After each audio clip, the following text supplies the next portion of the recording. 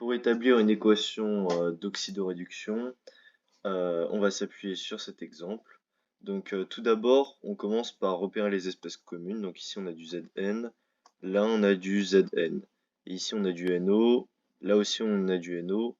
Du coup ici on va avoir des espèces communes. Alors tout d'abord ce qu'il faut faire, c'est établir les couples oxydant-réducteurs. Donc ici nous avons notre oxydant, notre réducteur. Et là, nous avons également notre NO3- avec notre NO. Alors ça déjà, ça c'est la première étape. Après, on calcule les nombres d'oxydation. Donc ici, ça va être 2, là, ça va être 0.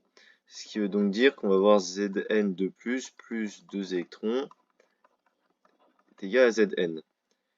Ici, ça se complique un peu, mais ça va. On pose pour trouver le nombre d'oxydation. Donc on a NO2N plus 3NO2O qui est égal à moins 1. NO2N est égal à moins 1, moins 3 fois moins 2, puisque NO2O est égal à moins 2. Du coup, ça fait moins 1 plus 6, ce qui est donc égal à 5.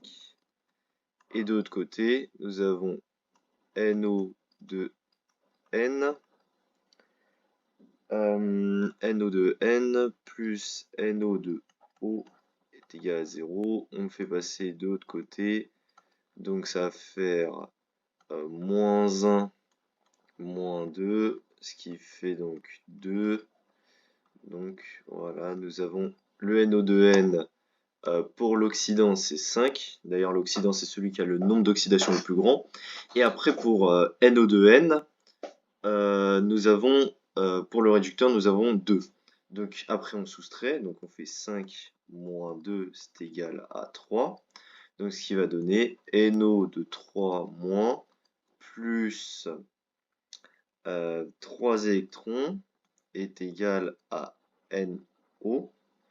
Maintenant, il faut équilibrer les oxygènes, donc on utilise H2O, plus donc 2H2O, car nous avons 3 oxygènes à gauche, et ici on va en mettre 3, avec 2 de H2O et 1 de NO, et on équilibre les H+, donc plus 4H+. Après, on réécrit ces deux équations en respectant bien le sens ici dans lequel elles ont été écrites. Et après, il n'y a plus qu'à les additionner. Alors, pour les additionner, il faut tout d'abord qu'il y ait le même nombre d'électrons. Donc ici, on va tout multiplier par 3. Et ici, on va tout multiplier par 2.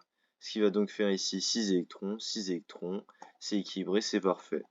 Donc ce qui va donner 3Z, 3Zn, 3Zn de plus 6 électrons. Et ce qui va donner 2NO3- plus 6 électrons plus 8H+, 2NO plus 4H2O.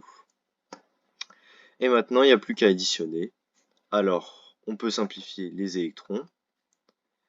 Ce qui va donc faire 2NO3- plus 3Zn plus 8H+, qui est égal à 3Zn2+, plus 2NO plus 4H2O.